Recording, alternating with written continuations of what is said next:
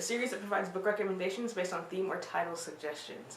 This week's shelf was requested by Joselyn, and because she wants a number of different things, we're going to try to get through as many as we can, but this is feature shelf number 37, the Real Lovey-Dovey from Multiple Perspectives edition.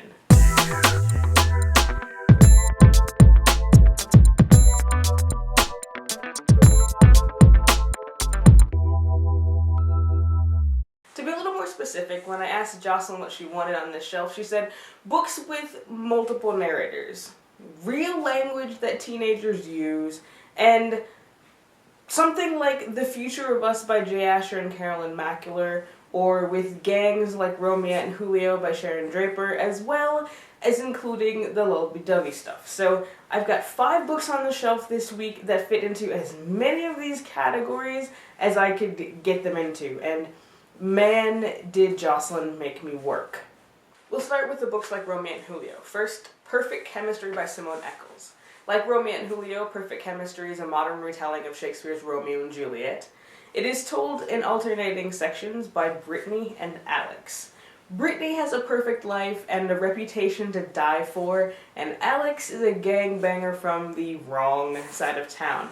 After they become lab partners in chemistry class, Alex makes a bet with his boys that he can essentially make Brittany fall for him. When he realizes that he should imagine her complexly and falls for her himself, well, let the battle of the Montagues and Capulets begin. The second loose retelling of Romeo and Juliet is Eleanor and Park by Rainbow Rowell. It made waves in 2013, so many of my friends in the book community read it, and like all of our stories on our shelf this week, it's told in all but one. It's told in alternating perspectives. The story is set in the 80s, told over the course of one school year, and is about unlikely first loves. Eleanor and Park fall in love slowly, but the dynamics of her family threaten their relationship. Since it's set in the 80s, there are no cell phones, no internet, and as such, no Facebook, Twitter, Vine, or Snapchat, or whatever it is that you guys are using these days to facilitate their conversations when they can't talk on the phone.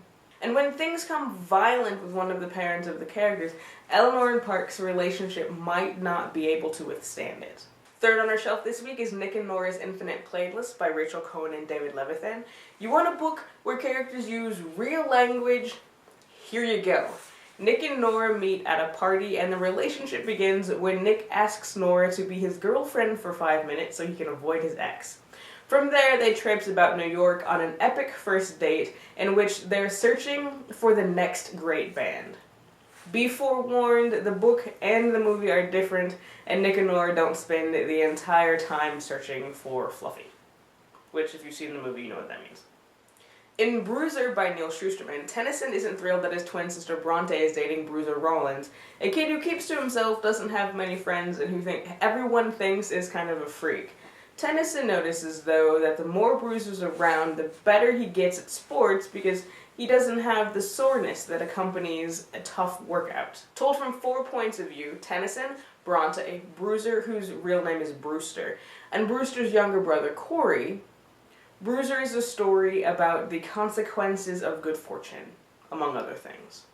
Last on the shelf this week is This Is What Happy Looks Like by Jennifer E. Smith. This one doesn't fit the multiple narrators category, but I include it because I know Joselyn liked the statistical probability of love at first sight. Graham Larkin is a teenage movie star. He accidentally sends an email to Ellie O'Neill about his pet pig.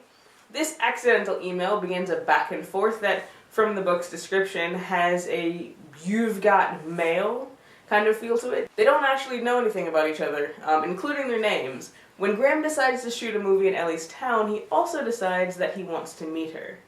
Check this one out to find out if their witty repartee can survive Graham's celebrity status.